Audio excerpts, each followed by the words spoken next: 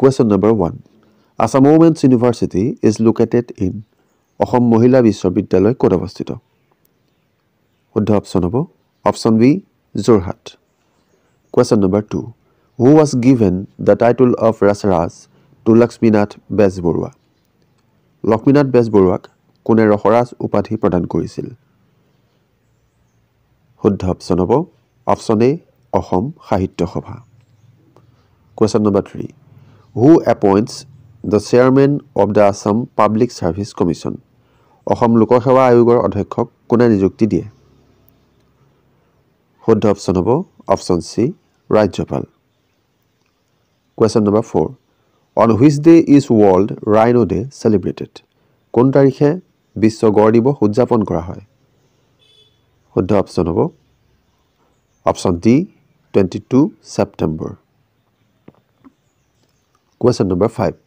IIT Guwahati was established in which year? IIT Guwahati কোন চনত স্থাপিত হৈছিল? শুদ্ধ অপশ্যন হ'ব option B 1994. Question number 6. Which state of India passes maximum state boundaries? ভাৰতৰ কোনখন ৰাজ্যই সৰ্বাধিক ৰাজ্যৰ সীমা স্পৰ্শ কৰে?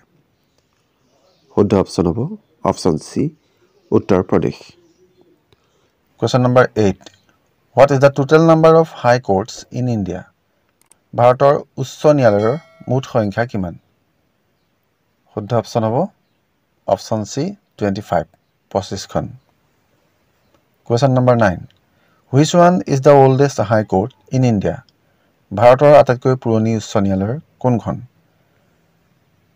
শুদ্ধ অপশ্যন হ'ব অপশ্যন এ কলিকতা উচ্চ ন্যায়ালয়।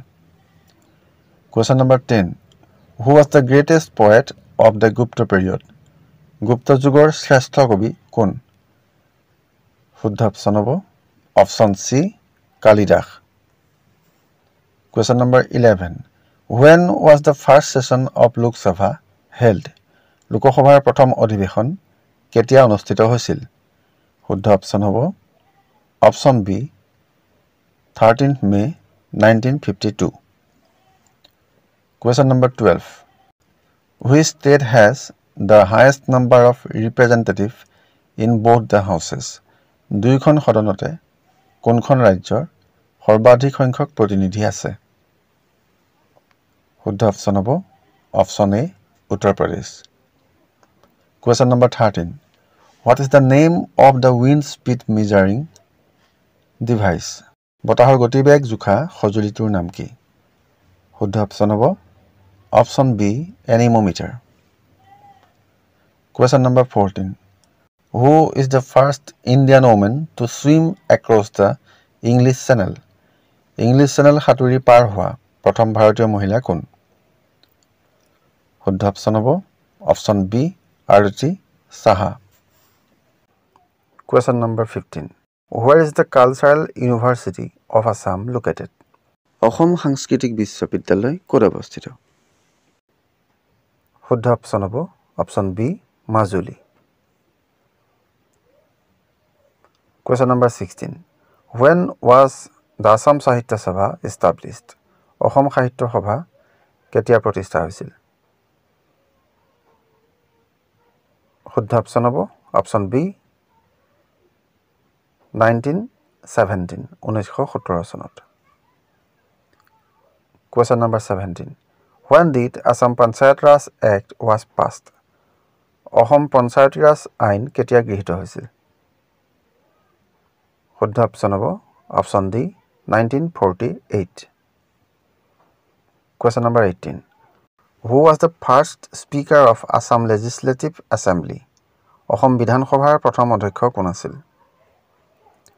শুদ্ধ অপশ্যন হ'ব অপশ্যন চি বাবু বসন্ত কুমাৰ দাস। Question number 19.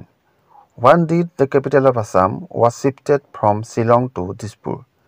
অসমৰ ৰাজধানী শ্বিলঙৰ পৰা দিছপুৰলৈ কেতিয়া স্থানান্তৰিত কৰা হৈছিল? শুদ্ধ অপশ্যন হ'ব option C 1973. Question number 20. What is the minimum age to be appointed as the Chief Minister of a state? ৰাজ্য এখনৰ মুখ্যমন্ত্ৰী হিচাপে নিযুক্ত হোৱাৰ ন্যূনতম বয়স কিমান? শুদ্ধ অপশ্যন হ'ব অপশ্যন এ 25 years